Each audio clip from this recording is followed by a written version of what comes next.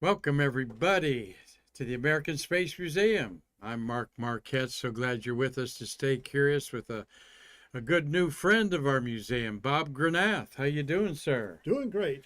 Glad to have you over here. I'm going to move the UCAC family microphone over All here to right. you there so we hear you better.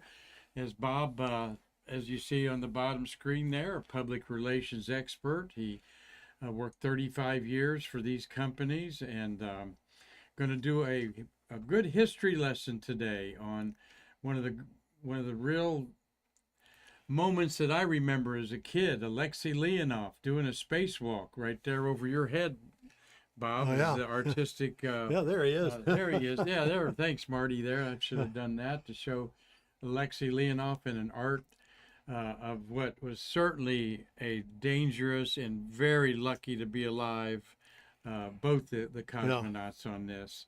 And we're going to have Bob give a good program here on this. Of course, he does spaceagechronology.com is your website. You want to go see some of the other stories that he's written up on the space age there. But before we went live here today, I wanted to just ask you, this is Sally Ride week. This is in That's right. 1983, Sally Ride become the first woman to go to space. Right. We love talking about Sally Ride. We have her handprints in our women's gallery there. We think we're the only place in the world that you can put your handprints on the great Sally Ride. And so humble.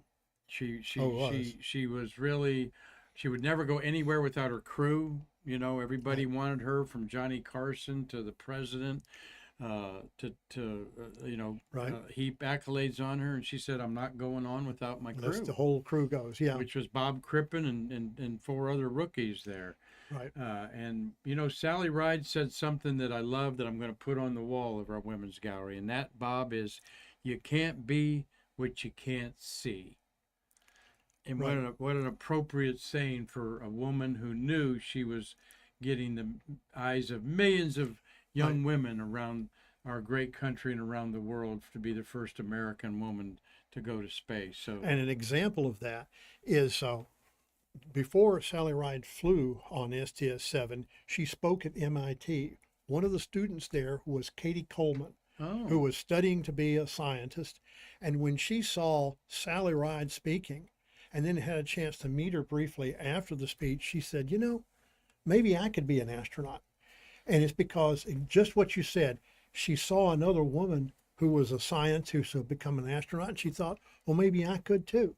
yeah, And then she eventually flew on the space shuttle and aboard the International Space Station. And absolutely. just that point, if you see it, you realize I could do that too. But we're hoping to have Katie Coleman at our Shuttle Fest 5. We're efforting that, Yeah. and we enjoyed our Shuttle Fest. You enjoyed it, I think, Oh, right? I certainly did. Yeah. And she would be a great addition to that. I recently finished reading her books, Sharing Space. And Okay. it's an outstanding chronology of not just what it's like to be an astronaut, but how you deal with that as a person and all the things that she had to juggle as being a husband or being a wife who has a husband and has two children, and how they juggled all that and made it work. One of her ISS mates was Nicole Stott. They Right. were up at the same time. We're hoping to have Nicole here next year also. So we're going to do Shuttle Fest on June 20th and 21st at the Cocoa Beach Hilton, and we'll have a Friday fundraiser here at the American Space Museum that will be a one-off ticket there to raise money for our beloved museum here. Bob, hope things are going well with you and your wife and family here, and Doing well? just hitting summertime will be tomorrow Oh, here. yeah. But Yep. you can't tell the thermometer that down here because we've been Well, we've hitting been having 90s summer pretty. for a month now. Yeah, exactly.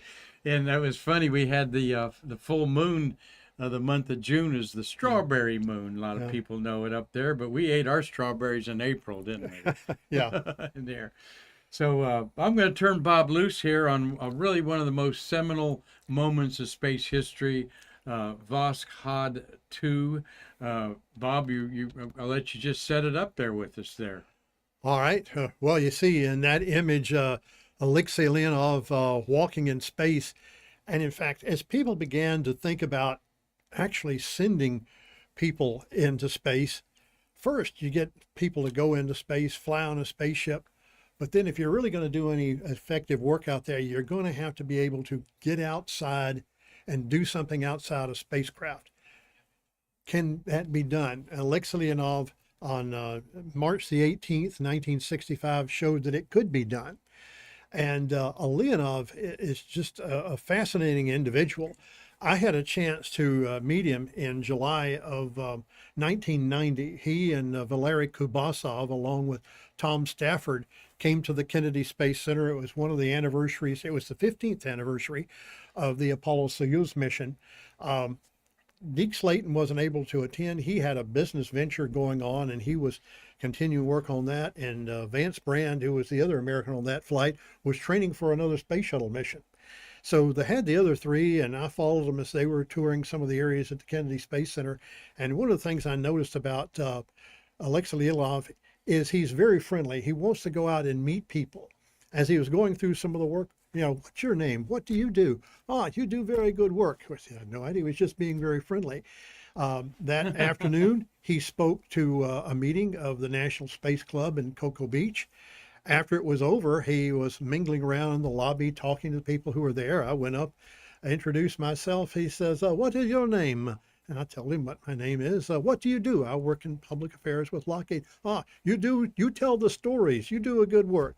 And so it was just very friendly, and it was just fun getting to know the guy, or just meet him. I really didn't get acquainted with him, but I've read a lot about him.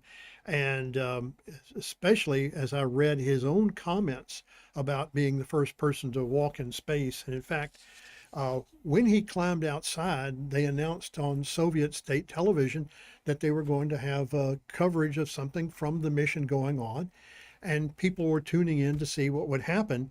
And his commander on that flight, cosmonaut Pavel Belyaev, announced over the air, a human has made the first ever walk in open space. He is this very moment flying free in space. And so it was just as you see. And in fact, this artwork that you see behind me is actually a painting by Alexi Leonov. After he left the... I wondered if that was by him. It is. He's a very accomplished artist who made a sketch. Yeah. Sketches, of course, he was on the Apollo-Soyuz test project.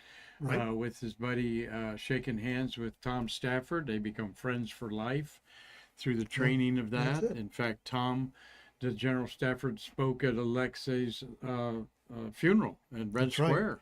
Right. Yep, they became very close friends. And so all this was 60 years ago. Yeah, and, 60 years ago. Well, tell us the story there. I wore my Soyuz shirt just there you go. For the occasion today. Well, what happened was in early 1964, Nikita Khrushchev went to the head of the Russian space program, Sergei Korolev, and said, I want you to send 3 people in space. Well, they had a spacecraft that could carry 1 person, and they were working on the Soyuz that they hoped would take cosmonauts to the moon, but now they've got to stop and figure out a way to fly 3 people in space. So essentially what they did, in the diagram you see here, you see it's essentially a Voskhod, or Voskhod is simply a Vostok. They're 1-person spacecraft, and they launched it with 3 people sitting in a row atop a just slightly larger rocket. Without spacesuits. And that's it, without spacesuits. And if you go to the next slide, you see when the cosmonauts of the Vostok program, flying 1 person at a time, when they were coming in to land, the cosmonaut had to eject. He'd pull a handle, the door would fly off, the ejection seat would fire the cosmonaut outside the capsule. The capsule will land separately because they felt the landing would be too hard for 1 person to survive it. So you see in the diagram on the right how the cosmonaut is coming down on his own parachute and the capsule is landing separately. Well, with this, now they've got to come up with a way to bring all the people back in that 1 capsule. So as you see in the next slide, when the cosmonauts who flew on the first Voskhod mission, and by the way, Voskhod is the Russian word for sunrise, you see Sergei Korolev in the heavy coat there, second from the left, talking to the 3 cosmonauts who flew on that mission. He's speaking directly to Vladimir Komarov, who was the commander, but to Korolev's left is Konstantin Feoktistov. He was one of the Russian spacecraft designers, and when Korolev went to Feoktistov and said, "We need to redesign the one-man Vostok so it can carry 3 people," he said, "I don't want to do it. It's dangerous." And Korolev said, "Well, if you help me do this, I'll let you be one of those who flies." And they flew wearing exactly what you see in this image. Mm-hmm. There was not room to fit 3 people in wearing pressure suits. So they were basically taking a risk. And then also they were going to have to land in that capsule. So they put a small rocket that would fire just as before it hit the ground to soften the impact. But they used something very similar on the Soyuz. And I've talked to some of the American astronauts who've flown on the Soyuz. And in fact, when I talked to Scott Kelly, who flew to the space station and returned on a Soyuz, he said, "Have you ever been in a traffic accident where it's just sort of like a bam, a fender bender?" And I said, "Yeah, unfortunately, I have been in one like that." And he said, "Well, that's what it's like to land in a Soyuz. It's like wham, you hit very hard." And at any rate, it's something that's survivable so that it worked. Komarov on the left there lost his life in the first Soyuz, where That's right. On that maiden flight, and not a good situation there. That the parachutes got tangled up, and he hit the ground at 500 miles an hour approximately. And I've always heard that one of the astronauts was actually across the lap of the other 2 on the launch. I have heard all kinds of reports where they were sort of lined up. They were all lined up 3 in a row. Others where you have 2 together, and one was almost like in a hammock above. Okay. And the Russians have never been completely forthcoming on exactly how that was set up. But those of you with Russian history know that they called Korolev the great designer. Yeah, that's right. His name was never revealed to the West until his death. Right. Yeah, we didn't know about him. They were afraid we'd sneak in and assassinate him. Yeah, there you go. Yeah. In there, and we forget the other chap's name. The other, that's Dr. Boris Yegorov Okay. on the far right. They sent up a medical doctor on the mission, and during the 24 hours in space, he did some brief medical experiments. And it was actually the first time a medical doctor actually flew in space. And so they had a the politics behind this mission too, right? Oh yeah, they were wanting. Was overthrown in a coup while they were orbiting the Earth. That's right. In fact, from what I understand, is Leonid Brezhnev and some of the others who took over felt that Khrushchev was really pushing things too far, and that was sort of the last straw. Him sort of forcing that to fly a flight that was really a little more dangerous than they should have been trying, and so that was sort of the last straw. They launched with Khrushchev as their premier, came back, and Leonid Brezhnev was in charge. Well, I see a bunch of people that are enjoying our social hour every day saying hi to you, Bob. Dave Stangy's one up in Michigan. RG Jubilee is there. Steve Jokums. RG Jubilee reminds us that you all seen the Starship blow up on the static test there. So that's an 0 for 3 for the Starship. Yeah. Steve Jokums is there. Dave Stangy up in Michigan. Tommy Usiak watching. He's on vacation on the Atlantic Ocean there. Robert Law up in Dundee, Scotland. We've got Carlton Bailey. Hello there, Chris Calley, under his wife's pseudonym there. And I got your note, so we'll be ready to see you Saturday, Chris. Gary Gerald is watching from Georgia. Dean Babcock and Tom Celentano. Amy Collins said she met Leonov in 2006. Very true that he is friendly and enthusiastic. The word is gregarious, I think, Yeah. in there. And Tom Celentano also met Leonov along with Kubasov and Valentina Tereshkova in an autograph show about 20 years ago. That would really be neat. So, yeah, we're glad that you're all here. Join what has really, Bob, become a social gathering for a lot of our regulars out there. Well, that's and great. I know they have an anticipation about your programs every week. So I got one picture out of sequence here, but that's okay. There's one that you have in All there. right, yeah, that's Boris Cherto. He was a rocket and spacecraft control system designer in the Russian space program and considered one of the founders. And looking back on the Voskhod program, he wrote, compared with the preceding six piloted launches, the Voskhod launch was undoubtedly a greater risk. And we know that from something he wrote, and you'll see in the next slide coming up. Well, He, I interjected a slide by oh, accident. yeah. This is the replica of Leonov's spacewalk at the Cosmosphere in Hutchinson, Kansas. One of the most amazing displays I've Oh, ever it seen. is. Sorry, it's out of line here. Oh, that's all right. But when we talk about this is Leonov getting out, Yeah. the other cosmonaut in there did not have a spacesuit on. He couldn't wear one. He did have a spacesuit, but not one that would survive the environment of outer space if they had the hatch open. So he had to close the hatch, and this was the exit tunnel, so to speak, that they discarded before reentry. And oh my gosh, Bob, it looked just like a canvas burlap Right. sack up there. Yeah. Nothing very scientific about it. When you see the launch, it extended out, of course, and you could see the cover over it sticking out for the launch. But this was really a brave thing that Oh, Leonov yeah. did, and this is supposedly one of the EVA tunnels that he practiced with up in the Yeah. Great Cosmosphere in Hutchinson, Kansas. So remember that as we're looking at other pictures Bob's going to share. All right, this is the book that Boris Cherto wrote. It's called Rockets and People, Hot Days of the Cold War. It was published in 2009 by the NASA History Division. And some of the things we learned is plans for a cosmonaut to perform a spacewalk originated as part of the Soviet government's Voskhod program developed, or originally the idea was hatched in March of 1964. They knew it would be an important advancement, flying 3 people and then 2 people with a spacewalk, but they were willing to accept some of the risks that were associated with that.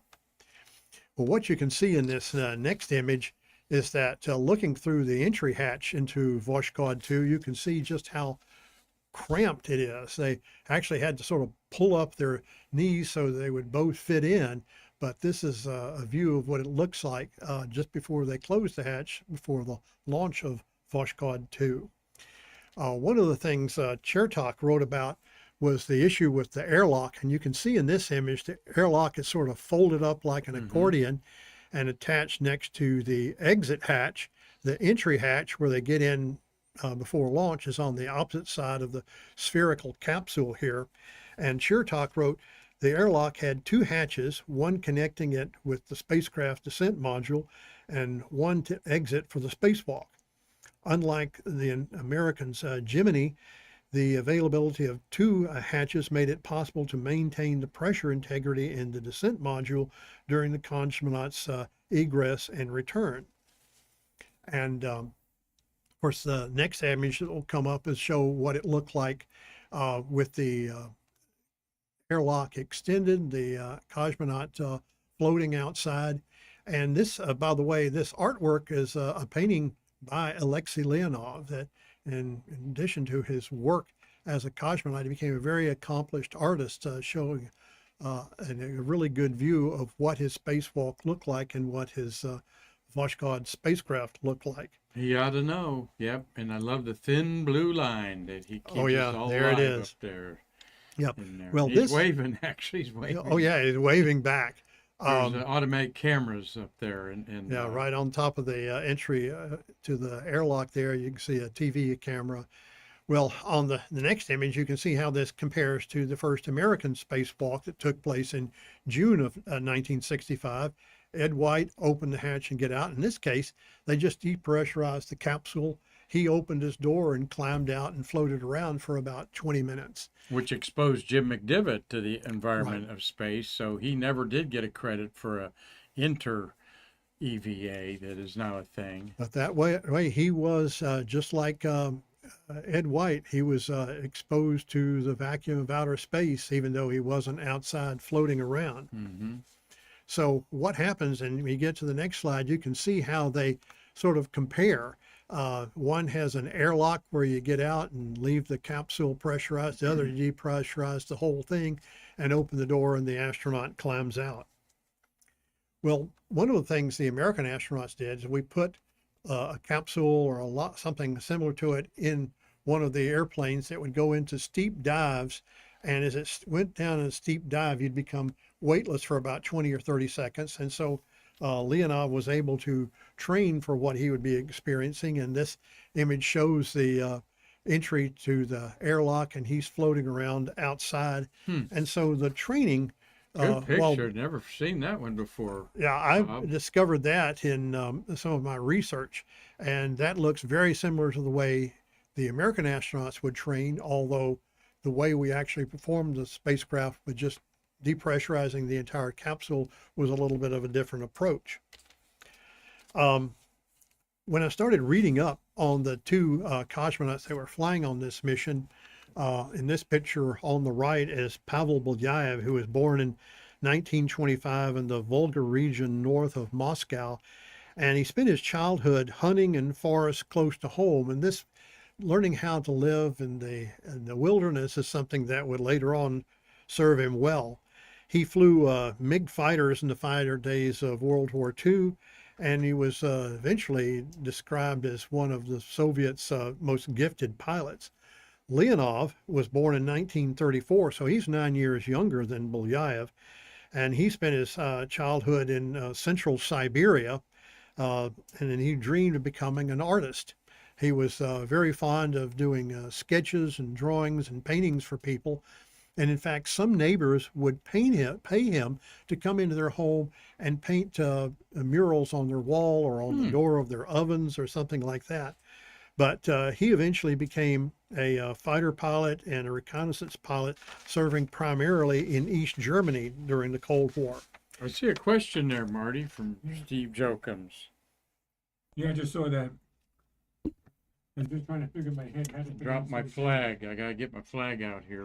There you go. Yeah, you know that. Mark, you want to take it?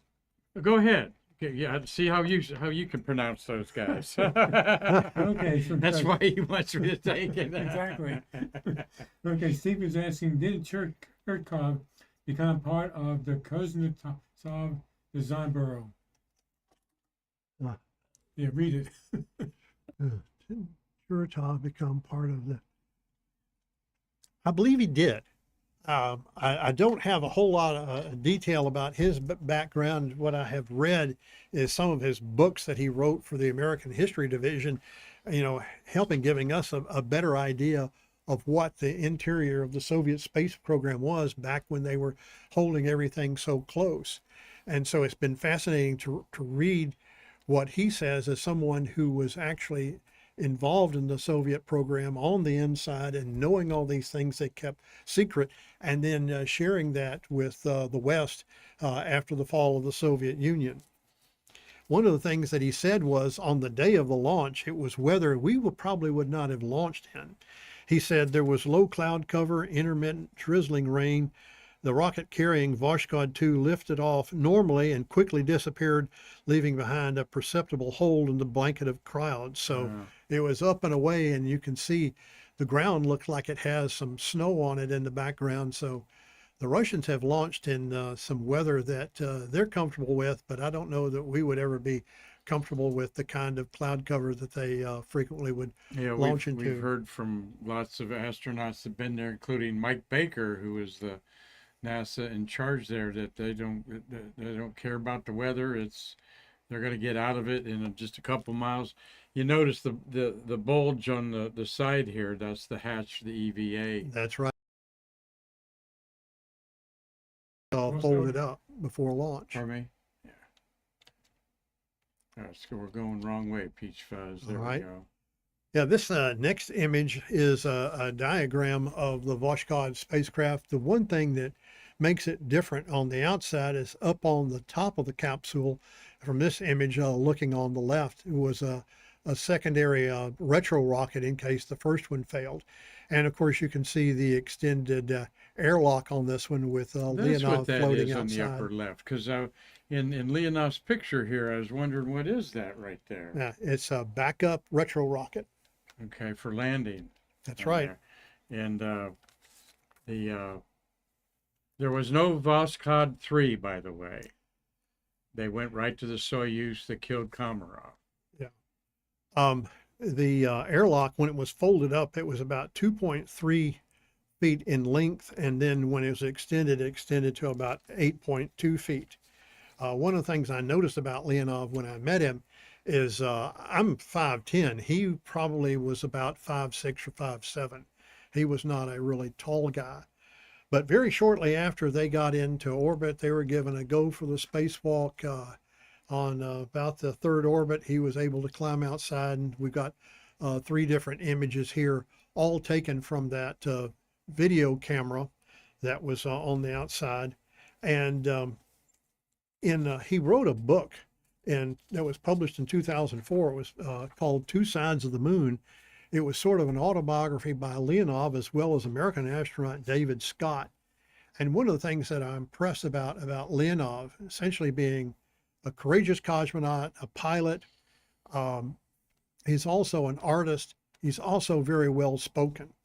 In the book, what he wrote was, "What I saw took my breath away when we got outside." He said, "Night was turning to day. The small portion of the Earth's surface that I could see as I leaned back was deep blue. The sky beyond the curving horizon was dark, illuminated with bright stars." And so his description of this is so descriptive and so well worded. He went on to say, "I felt as if I were almost motionless, floating above the vast blue sphere draped with like a colorful map. For a few moments, I felt totally alone in the pristine new environment, taking in the beauty of the panorama below with an artist's eye." So all this was going on, and this particular image is what it looked like on Soviet television. They announced that there was going to be a broadcast, and one of the things that he was not able to tell his family is that, "I'm going to get outside." So his wife and his daughter were not prepared for actually seeing him climb outside. Amazing. Marty's got a comment or question there. Okay. You got a comment from Amy Collins. It came within 2 weeks of launching Voskhod 3. It was already on the pad. Boris Cherto and Georgie, just lost it. Shonin were trained and ready to fly. So just FYI. Thanks, Amy. She just says it was never officially canceled. She added there it was just abandoned. I don't know much about that myself. So thanks for filling us in on that, Amy. Well, that's it. There's a lot of things that they planned to do and never did for one way or another. Now, on this television broadcast, as I mentioned, his wife and his daughter were not prepared. And in fact, he said that when my 4-year-old daughter, Vika, saw me take my first steps in space, I later learned she hid her face with her hands and cried, "What is he doing?" she wailed. "What is he doing? Please tell Daddy to get back inside." And then his elderly father, there were journalists that went to his house to record his reaction to the TV broadcast. And I don't even think the journalists knew what was going to happen. And his father had the similar reaction. He said, "Why is he acting like a juvenile delinquent? Everyone else can complete their mission properly inside the spacecraft. What is he clambering around outside for? Somebody must tell him to get back inside immediately." Well, this had this family kind of upset, but then all this turned to pride a few minutes later when they heard the voice of General Secretary Leonid Brezhnev saying, "We members of the Politburo are here sitting and watching what you are doing on television. We are proud of you. We wish you success, take care, and we wait for your safe arrival back on Earth." And so with that, his parents and his wife and daughter were proud, but they were very surprised. And I was kind of surprised that he was not able to even whisper to his wife that when they have a TV broadcast, "I'm going to get outside." So they had no idea what to expect. Well, very shortly after this, Belyaev said, "Okay, it's time to come back inside." And what he noticed as he started to climb back inside, uh, next slide, he said he felt like the Michelin Man. His suit had ballooned out and he was having trouble getting back into that narrow hatch of the airlock. And so what he had to do was turn a little valve on his spacesuit and bleed off some of the air, which could have been dangerous. But he had to do that just so he could stuff himself back in the airlock. And he went in head first. Then he has to turn back around where his head is facing the exit hatch so he can close that and depressurize the airlock, or repressurize the airlock so he can climb back in with Belyaev. And so, Marty's got a question. okay. Yeah, Dean Babcock is asking, how soon after Leonov's spacewalk did the next Soviet spacewalk occur? The Soviet Union did not do another spacecraft until I think 1969. It was during one of their early Soyuz missions. They transferred two crews. Two crews Yeah. from one spacecraft Yeah. to the other. That'd and be in like fact, Soyuz 6 and 7 or Yeah. something like that. Good Their question. plan- Great question. when we sent astronauts to the moon, we had two spacecraft, and the astronauts would simply go through the tunnel between the Apollo command module into the lunar module. To get from their Soyuz into their landing craft meant the guy had to literally go outside the Soyuz and climb inside the landing vehicle and close the door and get in to actually land. Of course, they never were able to do that. But their approach wasn't to build a tunnel where you can go in between two spacecraft. It was simply to go outside and climb in. Mhm. And so they were practicing that when they flew the mission in I First believe it was time a human 1969. went to space and returned in a different spacecraft, and they were Yeah, launched that's in, right. But yeah, we'll research that for you one day. Thanks for that. Good questions. And Amy Collins says Soyuz 4 and 5. So that's pretty That's it. close to that there. Yeah. She also says January 15th, 1969. Yeah, there you go. Amy's got it Yeah. going there. Thank you, I Amy. knew That's why the we love approximate our date. social gathering here. A lot of smart people watching All this right. show, Bob. You got to keep on your toes. Yeah, yeah. Well, the world really didn't have any idea what it looked like. This postage stamp came out in 1965 to commemorate this. And first, you see the two cosmonauts are wearing orange pressure suits as they did in the Vostok program. That was inaccurate. You see the hatch open and the cosmonaut inside being exposed to the vacuum of space. That was inaccurate. And the shape of the spacecraft was completely different from the real thing. Again, because the Soviets are being really holding this very close. Now, 15 years later, in 1980, the Soviets issued another postage stamp. You skip to the next one. And this one features a painting by Alexi Leonov. And you can see there's a photograph of him as part of the stanch, and the overall image is one showing the airlock extended from the Voskhod spacecraft. And so with that, we had our first real view of exactly what the Vostok or Voskhod looked like during that spacewalk. And so the image by the artist who flew it himself, and so he did the art for the Russian postage stamp.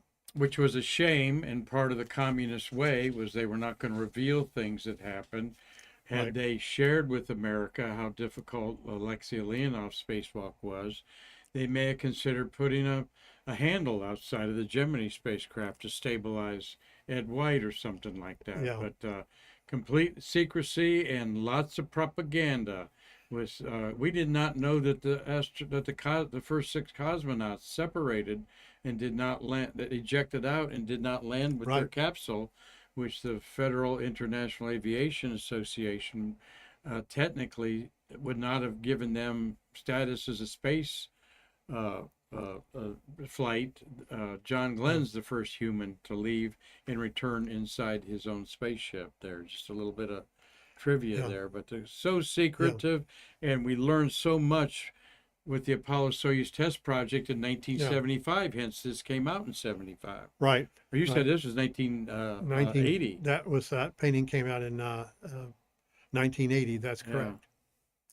So once Leonov was back inside, Belyaev said, just rest for a little bit. So he got out a sketch pad and some colored pencils and started sketching what he saw.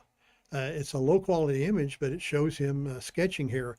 And the next slide will actually show one of the sketches he did and the colored pencils that he had with him to begin doing some art right away, so that something would be available to him, fresh in his mind. So Imagine Scott Carpenter doing that. He got in trouble for doing a little extra science on there. Yeah. I'm sure Chris Kraft might not have enjoyed that. well, at any rate, Yeah. within the hours after that, they begin planning for the return. And you see, this diagram shows the Voskhod with the airlock removed. But what happened was, when they ejected the airlock, it separated, but the thrust of it separating away made the capsule start to tumble a little bit. Well, they could have used some thrusters to stop that, but they had so little fuel, they had to save that for maneuvering during reentry.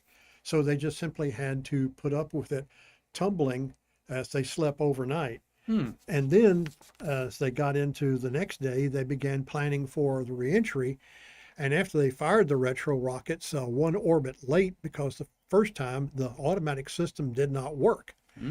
So the second time the retro rocket system worked. But this is what the separation of the equipment module and the reentry module, the cosmonauts come back in this sphere.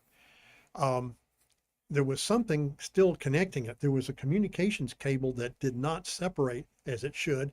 So as they began reentry, the reentry capsule with the two cosmonauts was tumbling around with the equipment section still connected. Well, as they went through the reentry, that strap holding it on eventually broke loose, and they were able to make a normal landing. But in setting up the landing, they had to recalculate it. And one of the things that David Scott learned from talking to Pavel Belyaev at the 1967 Paris Air Show was that this is the first time that a cosmonaut actually was controlling the spacecraft during the reentry. And so that was a first. And they were hoping to land west of the Ural Mountains, a little bit east of the city of Perm. And what they actually did was landed about 1,000 miles from where they intended to land. And they landed in a forest and about 6.5 feet of snow. And so as rescue helicopters flew in, this is what they saw. Now just take a moment and let that sink in. You're orbiting the Earth in a two-seater. You do your first spacewalk, okay? The flight before was 3 people without spacesuits, all right? They have all kinds of problems of orienting themselves, so... And then you land 1,000 miles off target in a forest in 6 feet of snow. Wow. Yeah. And of These course guys that, were real oh yeah. pilots. Well, and of course, looking at this, at that parachute, which see was a huge parachute, stretched over all these trees, made it easy for the rescue people to find them. But there was no place to land close by, at least that day. And no helicopters to... Yeah, so what they did is they dropped them some food and some warm boots they were able to put in. And eventually they were able to climb out of their capsule. It landed with the hatch sort of sandwiched up between a tree, and they blew off the hatch and shook the capsule and got the hatch off so that they could climb out, and they found themselves practically up to their waist in snow. Marty's got a question there. Okay. Yeah, Dean Babcock is asking, I have read that Leonov had difficulties settling back into the spacecraft. Could you explain if true? Did they have difficulty getting back into the capsule? Yeah, he did explain it. He thought he was a Michelin man, bloated up. He had to bleed off the air in there. He had to turn around and go head first in there. It was harrowing. No, it definitely. Yeah, Dean, it was definitely difficult this was because super difficult. the way the suit ballooned out, and in fact, some of the other Gemini astronauts said, you know, they feel like you're like this because of the way it balloons up. And so that became one of the things we had to learn during the Gemini program, is how to deal with that.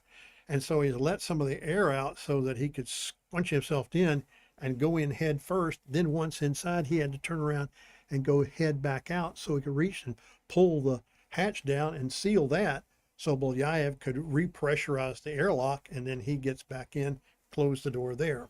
And sweating, sweat just pouring off Oh yeah, of him. that was it. Just the He sweat so exertion of this profusely. was so Yeah. much more. Yeah, Dean Babcock, it was so much more exertion than they wanted and thought and training.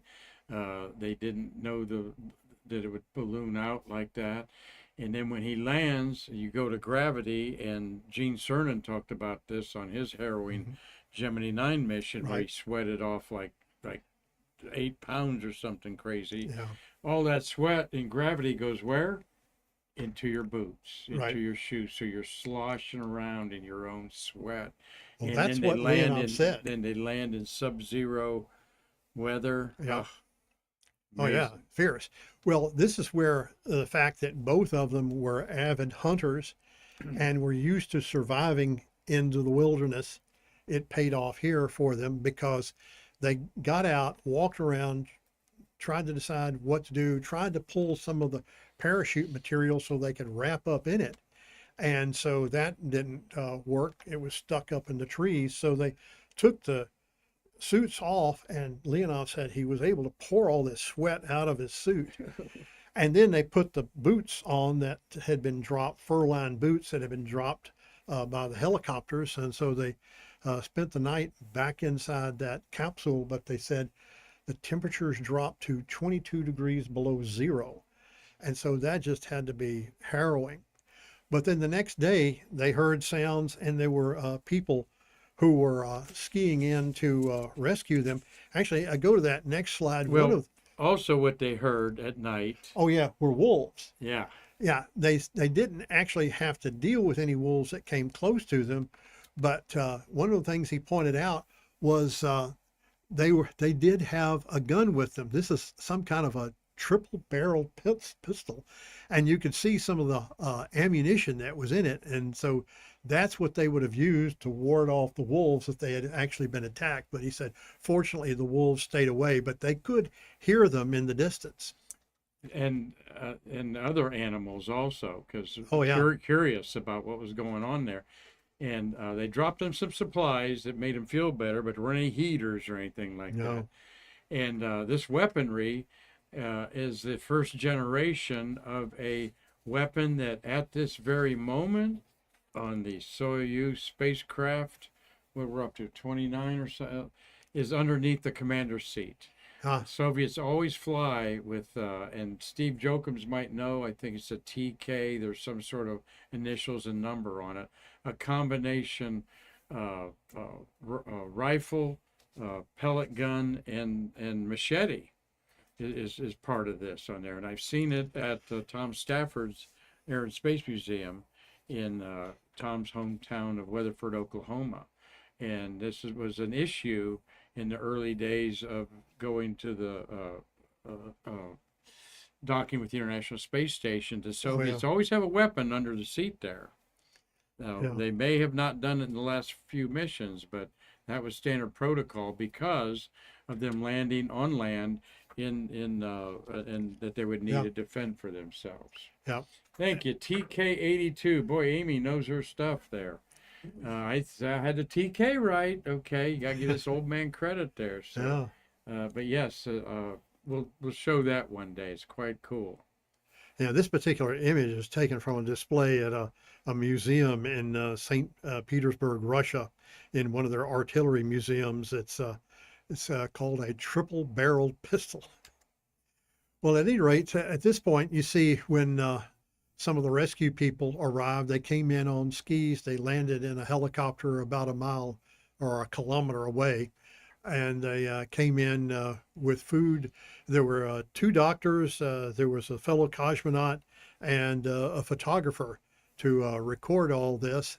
And even then, they had to spend one more night in the woods there. They built a small shelter that they were able to stay in, and with that, it was the day after they were finally all able to ski to the clearing where the helicopter was, and they flew the helicopter to the city of Perm, Russia.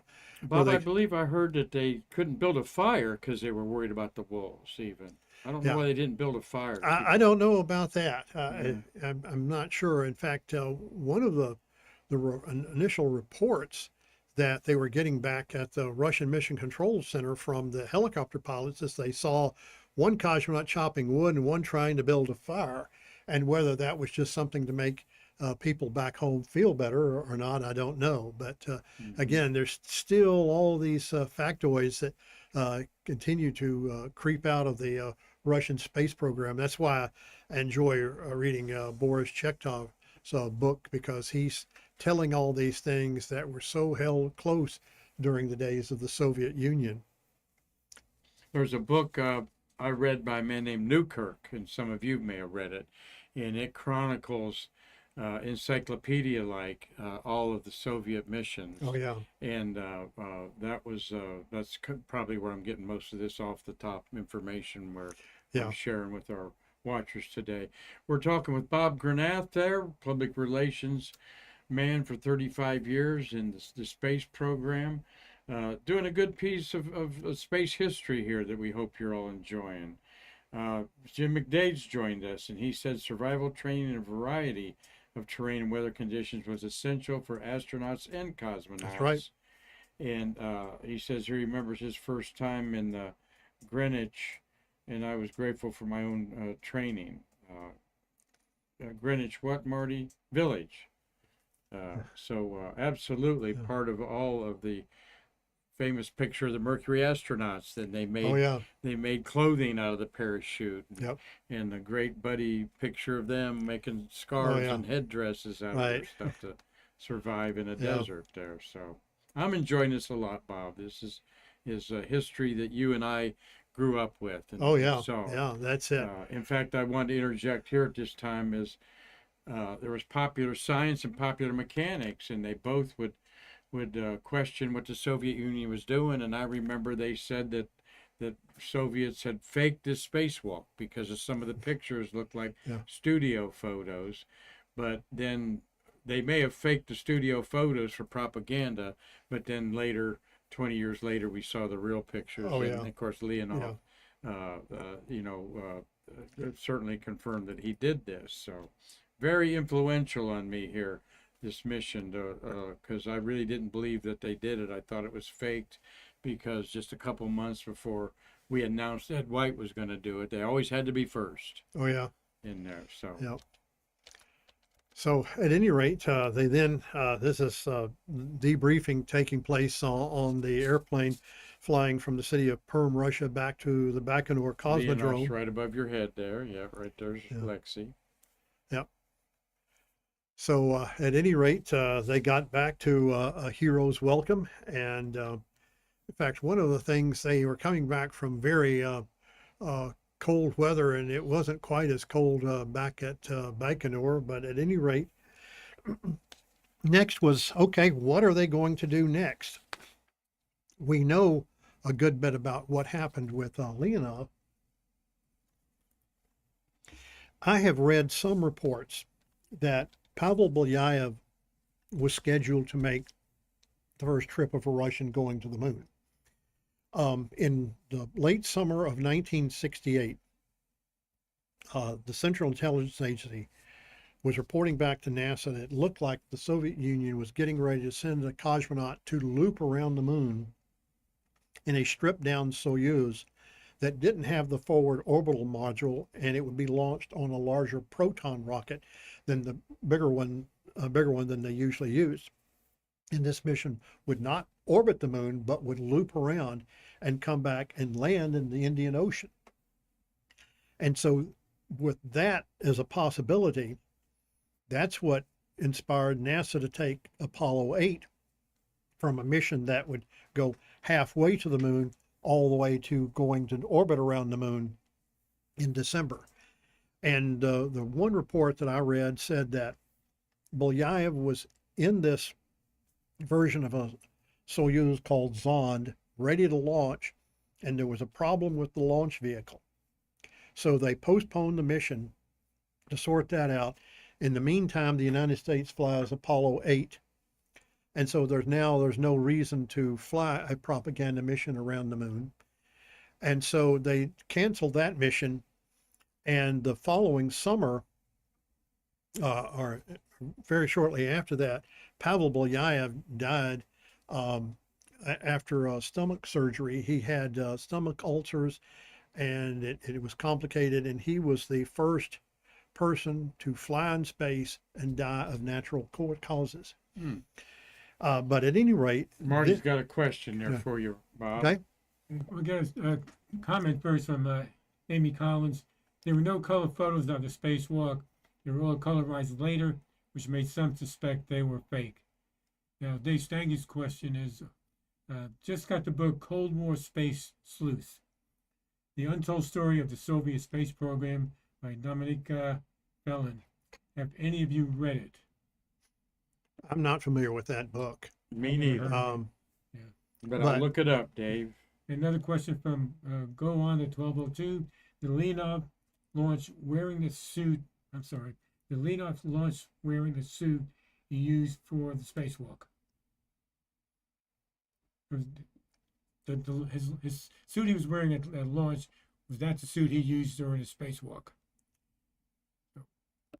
Yes, he did. He never Yeah. changed the spacesuit. No, There's no room no, to. He went No, up with the yeah, the just suit, like the Gemini astronauts. Right. They were launched with the suit that they were gonna yeah, walk in. that capsule was so cramped, there was no way that you could change from a launch and entry suit to an EVA suit.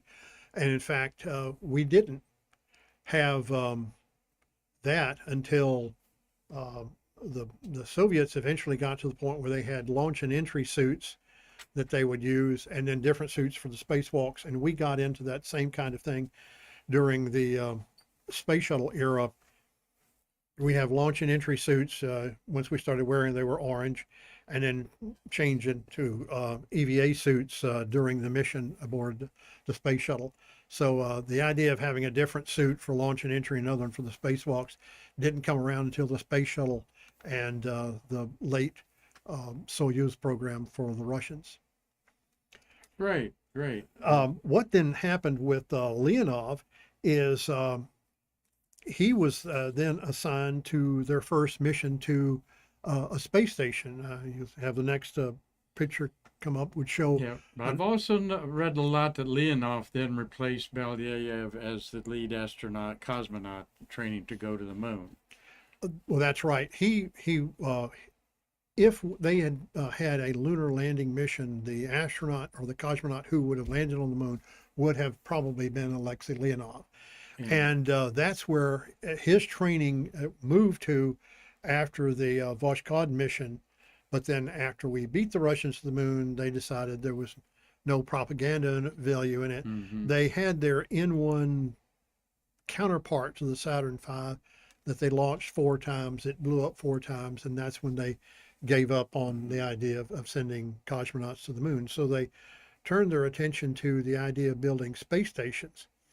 And this image shows a Soyuz approaching Salyut space station in Earth orbit. And so Leonov was going to command the first mission to one of these. He was going to fly with Valery Kubasov and Pyotr Kolodin. But Kolodin developed tuberculosis. And when the Russians need to replace a cosmonaut, they replace the entire crew because they don't want to lose the chemistry between the individuals on the crew. You know, it's been well publicized that what happened on Apollo 13, Ken Mattingly was exposed to German measles, so they replaced him with his backup, Jack Schweigert. And so we just simply switched out one astronaut. In this case, the Russians replaced Leonov's crew with Georgy Delyaevsky, Vladislav Volkov, and Viktor Platyshev, who flew the mission to Soyuz Salyut 1 aboard their Soyuz 11 spacecraft. They spent 24 days up there, but they were flying in the outfits that you see here, no spacesuits. And that turned out to be a fatal decision because the spacecraft lost pressure during reentry. The spacecraft depressurized, and without suits, all 3 of the cosmonauts perished. When they did a maneuver, it jarred a valve open just like a 1/16 of an inch and sucked Yeah. the life out of the That's right. capsule there. That's right. And, they landed peacefully. couldn't understand why there was no communications, because everything landed great. When they opened it up, they were Yeah. not dead like they were sleeping. Yeah. And so what happened after that Which is they might, just, sorry to keep interrupting you. oh, that's right. Might be this. It's around this time frame too, in June. What year was that? 1971. Yeah, so it's about this week in history when they happened there. Yeah. So That's right. And so the decision they made was that they would fly with launch and entry suits to, protect from something like that in the future, and only 2 cosmonauts. with only 2 cosmonauts. And they eventually were able to adapt things where they could fly a 3rd cosmonaut. So for a long time, only 2 cosmonauts could fly in the Soyuz once you fit them in with the pressure suits. Mhm. And so after that, Leonov's attention was turned to a joint mission with the United States. There was a decision made to have a rendezvous and docking between a Russian Soyuz and an American Apollo.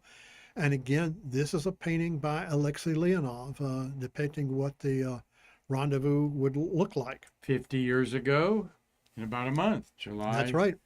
Uh, uh, somewhere around July 15th, I think. Yep. The launch of the Bose spacecraft was July the 15th, 1975, and 2 days later they docked in orbit. Now, one of the things that then happened, this is when we started getting more of an inside look of the Russian space program, the Soviet program, because Americans went to Russia, Russians came to the United States. And so Americans started learning some of the traditions in Russia. I worked very closely with Jack King, who was working head of public affairs with NASA at the Johnson Space Center at the time. And he said one of his colleagues was in Moscow and he was waiting to take a bus. And the bus came up to the bus stop and there were people waiting. And there was a door that opened at the front and one almost all the way to the back. He was close to the one in the back, so the door opened. So he started to step on, the door closed. And he said, oh, it must be already full. He stepped back to the curb, it opened again. He stepped forward again and it closed again. And somebody walked up and tapped him on the shoulder. You must be from America. Yes, I am. The back of the bus is reserved only for war heroes. In Russia, if you were in the Great War, World War II, that saved the motherland, you wear your medals all the time. That's why you often see elderly men walking around in Russia wearing medals on their suit coats. Because if they go to a restaurant, it doesn't matter how many are waiting, somebody with the medals goes to the front of the line. Is that right? And so they reserved the back of the bus for the war heroes. And so he had to go around to the front, drop a few kopecks in the basket, and the bus driver kind of glared at him. But he said that was one of the customs we had to learn going to the Soviet Union. Then they would come to the United States. Alexei Leonov, Valery Kubasov, and other Russian officials came for training at the Johnson Space Center in Houston. And so they were going to be put up in condominiums. And so they went with them to the grocery store to buy some supplies to put in their apartments. And they go to the grocery store and getting up where Leonov's about to pay, and he's talking to the cashier. And the cashier says, "You're not from around here, are you?" And he said, "No, I am a cowboy from Siberia." And so they look at Americans as cowboys. He grew up in Siberia, so he always told people, "I'm a cowboy from Siberia." And so that's just an example of his humorous personality. And of course, as I mentioned, on July 17, 1975, they had the docking between the 2 spacecraft. You go to the next slide. Something that we hear a lot about, the first experience of Tom Stafford told this story many times, that he's in the apartment complex there in what would become Star City. Right. And would say out loud, I forgot my razors, doggone it, they only got one towel in here, type of stuff. And he left, and when he come back, there was a pile of razors and a stack of towels there. Everything, and even the shuttle astronauts that went over there and flew up there. Don Thomas told us those stories that he would say things out loud when he was the operations manager after his 4 shuttle flights, and that whatever he said, sure be nice to have a real Pepsi Cola here for a change, and there'd be, so they were Oh, yeah. always bugged. Scott Kelly told a similar story in his book, Endurance, Yes. that they were having breakfast. And he said one of the other Americans said, kind of whispered to him, in their hotel room. The breakfast was great. I just wish they'd had milk. The next day they had milk. Yeah. He said it tasted more like buttermilk, Uh-huh. but they had milk. So he said with that, they knew they had to be careful what they said, no matter where they were. Just to always interject the propaganda, the spy versus spy going on in the Soviet Union, and I don't know for a fact. Maybe we did that to cosmonauts here. Yeah, But no idea. I wouldn't. Yes, Marty, go ahead, please, sir. Okay, well, first, my comment. Maybe they preceded us with Alexa. They what? Maybe they preceded us with Alexa. Yes. Alexa Oh, did this. yeah, Anyway, perhaps. We do have a question from Dean Babcock. Was a joint moon mission with the Soviet Union ever seriously considered? From what I understand, in August of 1963, there was a phone conversation between NASA Administrator Jim Webb and President Kennedy, where he was kind of bouncing off the idea, could we do the mission to the moon with the Soviet Union? It was a case of the president made the proposal, after we got beat with the first Russian in space, Yuri Gagarin. Shortly after that, they had the Bay of Pigs fiasco. The new president was looking for something to say, we've got a chance to beat these people in something. And so he made the proposal to go to the moon before the end of the decade. By 1963, he's realizing this is going to be very expensive. So he had a brief conversation with Jim Webb saying, could we do this? And from what I understand, Jim Webb was kind of discouraging that because he really didn't think the Russians would be that interested in showing us so much of what they do. And also, I remember when there were some members of Congress that found that when we landed on the moon, we were going to plant the American flag. And they said, no, we should plant something like the flag of the United Nations.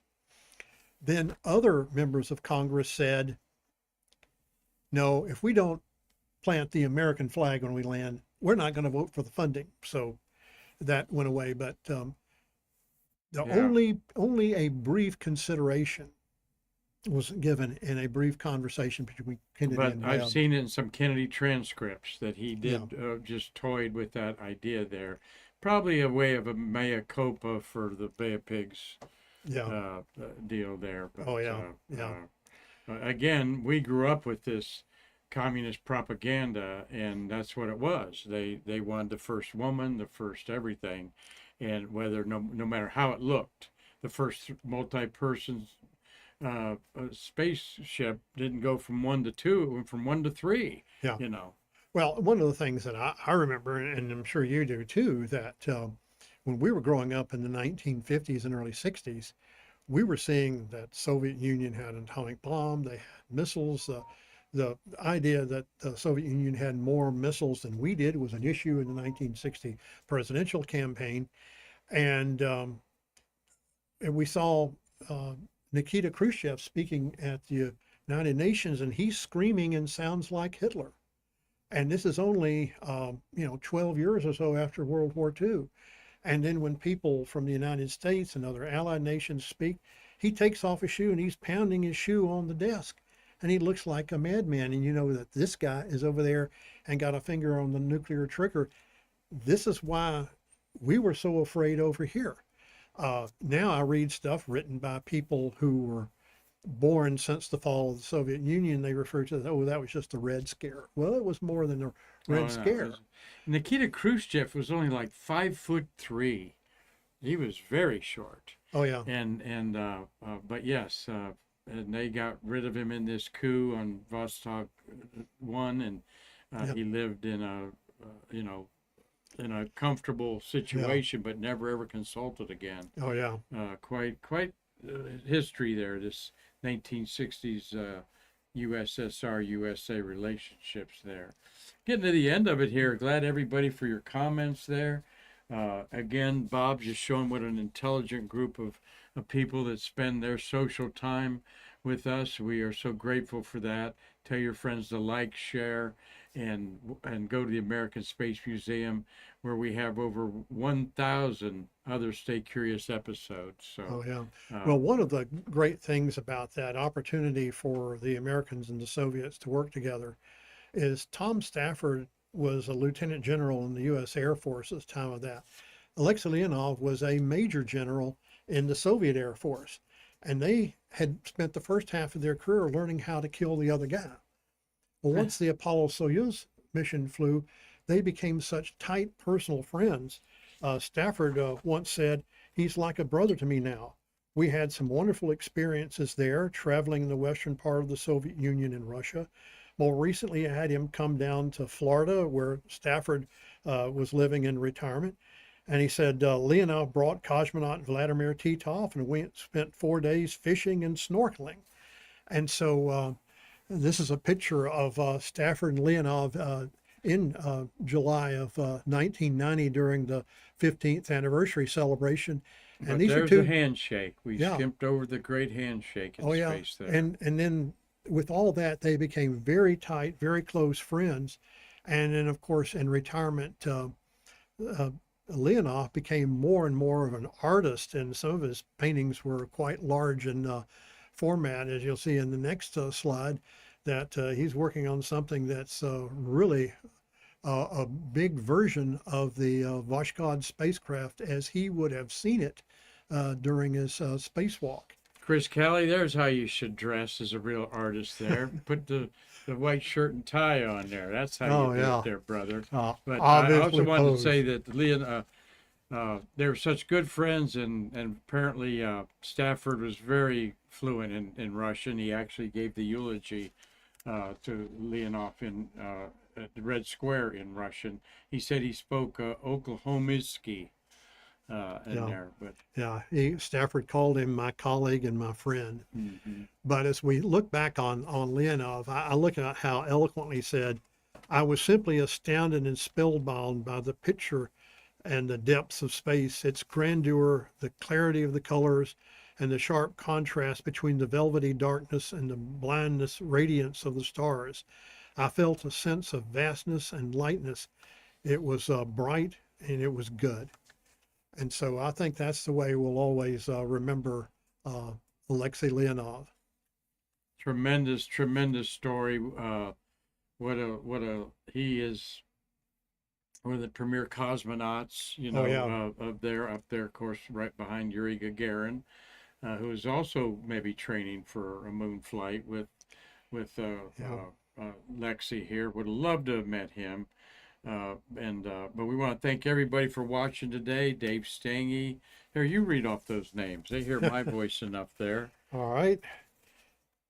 Yep. Dave Dave Stange. Stange, R.G. Jubilee, Yeah. Steve Yoakum, Tom Usiak, Robert Law, Carlton Bailey, Chris Caley, Gary Jarrell, Dean Babcock, Tom Centeno, Celentano. He was here last week.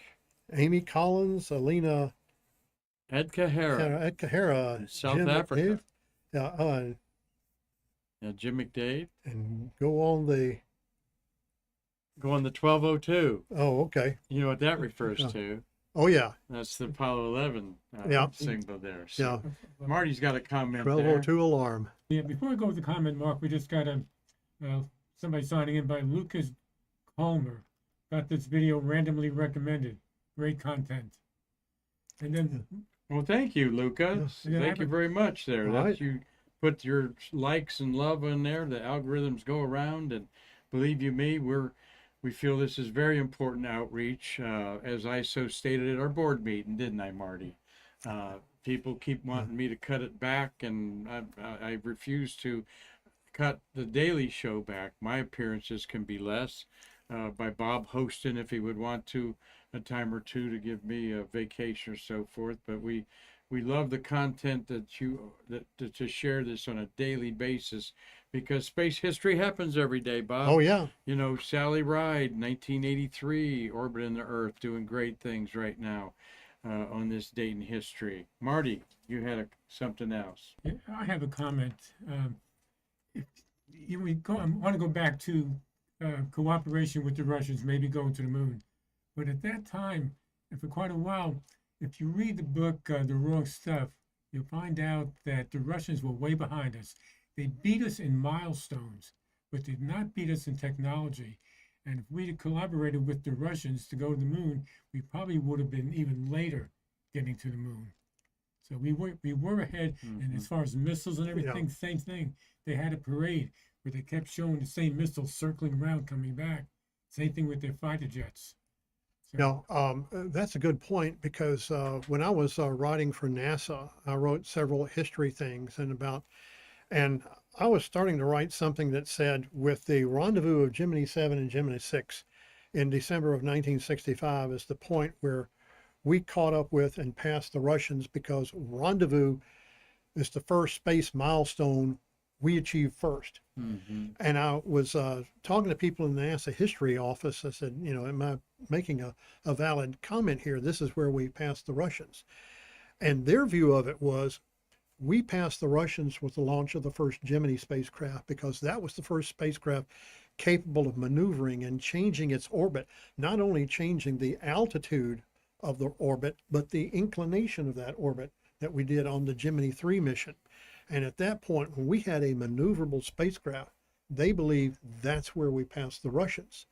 And your comment is right. We were really so much further ahead with the technology that once we got in and put a full court press on it, we easily passed them once we had a few years to start catching up. And that's an issue for maybe a future one of these podcasts to talk about when the race began and how we caught up and how we left them behind. And I think when you look at the bottom of a Saturn V with 5 high-tech engines that could develop the necessary thrust to send this rocket to the moon, and they had 32 lower tech engines on a rocket that became a plumber's nightmare, and the rocket blew up 4 times. That's where it showed our technology was able to jump ahead of them. Once we put an effort into it, we fairly easily were able to surpass them. But one of the things I always think about when I think about John F. Kennedy making that goal to go to the moon, one of the things he did, he actually got the Russians to join us in a race that forced them to put so much of their gross national product into peaceful space flight. It took it out of things that they could have used for weapons of war. And so it actually, in a way, the space program made the world safer, because we kind of got them to follow us and put peaceful space flight as a priority over military space flight. Terrific point, Bob. Excellent point. And Ronald Reagan did the same thing with his Star Wars program and 10 Department of Defense shuttle missions that I'd like to clump together some way like that. Maybe you can do that for us. Great show as usual. Robert Granath, so happy that you've become a friend of our museum and participating in this with us at least once a month. You're allowed to do more, but I know you're very, you and your wife are very active together, and you're involved in other outside activities. But if you want to read some more of Robert's great work, he's had this Space Chroniclers page up for how many years have you had your website up? It went live on August the 1st, 2019. Well, I'm glad you know that. 2019, great. Well, that's 6 years. That's a lot of work there. So check him out, spacechronicle.com. I have. He shares some of these same stories on our program here. And but tremendous job today. Appreciate it, my friend. All right. Thanks for having me. Thank you. You and your wife stay cool here as we're getting into summertime. And I can't wait to see Gary Gerald and his wife Donnie tomorrow. He said he's going to be making a trip down here. He lives in about 5 hours away in Georgia up there. So looking forward to seeing you, Gary, coming in here to our American Space Museum, and hope that you enjoy the changes. And we might have him on tomorrow if he obliges, or at least maybe pan over there and get him in the hot seat over there beside my desk inside of our studios here for American Space Museum in downtown Titusville, literally 10 miles away from the vehicle assembly building and all those rocket pads out there. That's right. And until tomorrow, when I'm going to mix up a potpourri of space news and maybe some Chris Cali art and who knows, maybe some Gary Gerald Vidalia onions that he grew and harvested up there in Georgia. Until that time, I'm thanking Bob and I'm thanking Marty for a terrific job and a great week sharing with you space history. I'm Mark Marquette saying we can't wait to see you again tomorrow to bridge the space between us.